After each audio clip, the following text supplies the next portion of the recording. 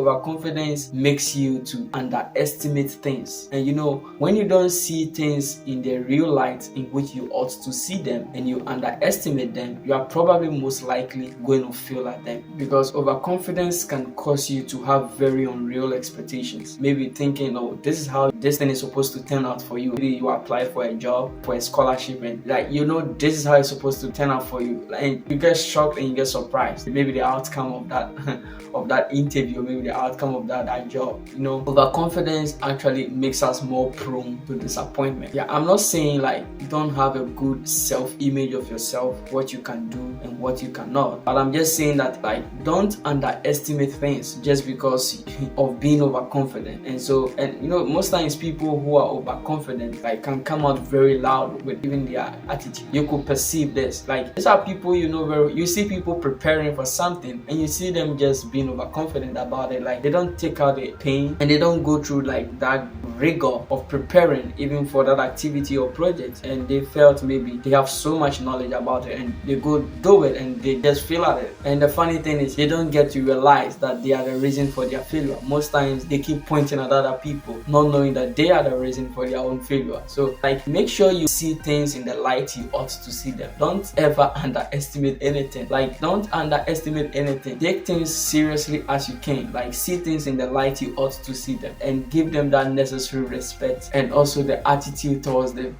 And most times I notice that sometimes certain people are very good at boosting people's ego. And whilst boosting people's ego is very good, trying to help people build a positive self-image of themselves, that's very good. It's very good. But we need to be very careful not to overstep our boundaries in doing that, because sometimes there is just a thin line between confidence and overconfidence. And overconfidence is confidence puffed up. That's the meaning of overconfidence. Overconfidence is confidence taken out of its proportion, confidence taken out of its limit. Confidence is supposed to be restrained. Confidence is supposed to be in its proportion and its limit. If you don't know where to set the line or the boundary, you might overstep and you might enter into the zone of overconfidence. And when you enter into overconfidence, people perceive you to be very proud. And even the Bible says that God resists the proud, but He gives grace to the humble. Overconfidence is an attitude. It's an attitude. Most people who do this, they know very well, but just that they keep pointing to other people for their mistakes or maybe their failure, and they don't get to understand that this is a fault that they need to deal with. Overconfidence can be a disease. It can be like cancer, and it can eat you and infect you. So you want to make sure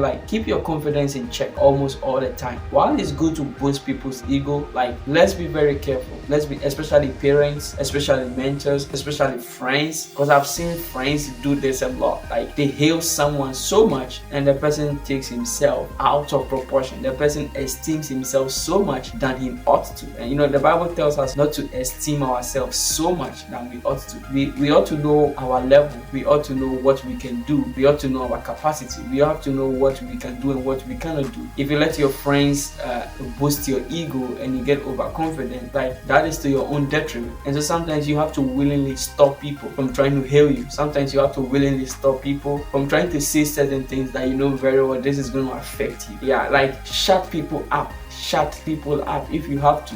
When you do this, you're saving yourself. You have to be very intentional about always putting your confidence in check. But most times, some of these people who end up doing some of these things, you fail and you see those people laugh at you. You see these same people laugh at you. Let's be very cautious about always making sure you check your confidence. And so someone is asking then to you, how do I check my confidence? How do I put my confidence in check all the time? For me, the secret is having an accountability partner. So the same friends that you have that keep hailing you, some of them are doing it just out of fun. Some of them are just doing it maybe because of what they get from you. But an accountability partner could also be a friend at the same time. He could also be someone, maybe not a friend, maybe a mentor, maybe your family. Whoever that person is, just make sure that this is someone you take instruction from. This is someone you are willing to allow the person to speak to you. This is someone who can be honest concerning you. Someone who can give an honest opinion about something you have done. If you make make your accountability partner someone who is afraid of you, or someone who like is scared of you, or someone who gets certain benefits from you, you are most likely not going to get the right constructive feedback on some of your decisions and even your attitude. So make sure your accountability partner is someone you revere, someone you give so much respect to, and this is someone who can give you an honest opinion about yourself, your decisions, and even your actions. Yeah, an accountability partner is very good.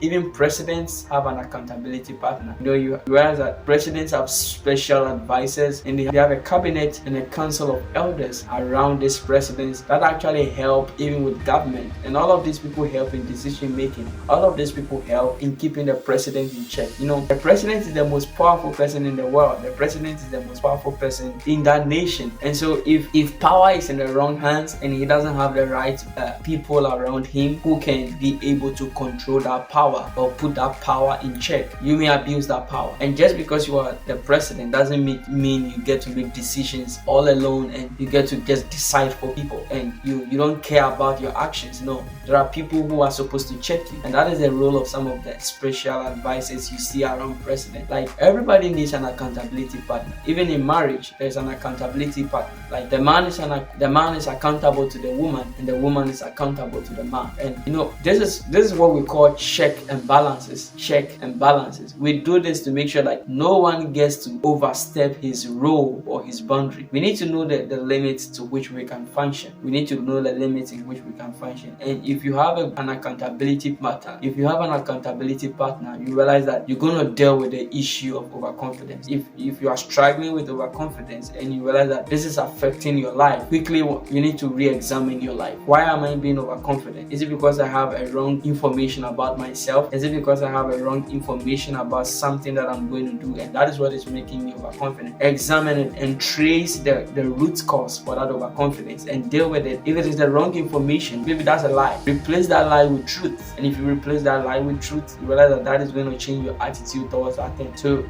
do a re-examination, do a retracing, and make sure you do a replacement of every information that you have about something or yourself that is causing you to be overconfident. And also make sure you have an accountability partner that can always check your life. These are the secrets that can help you in order to help you keep yourself in check from overconfidence.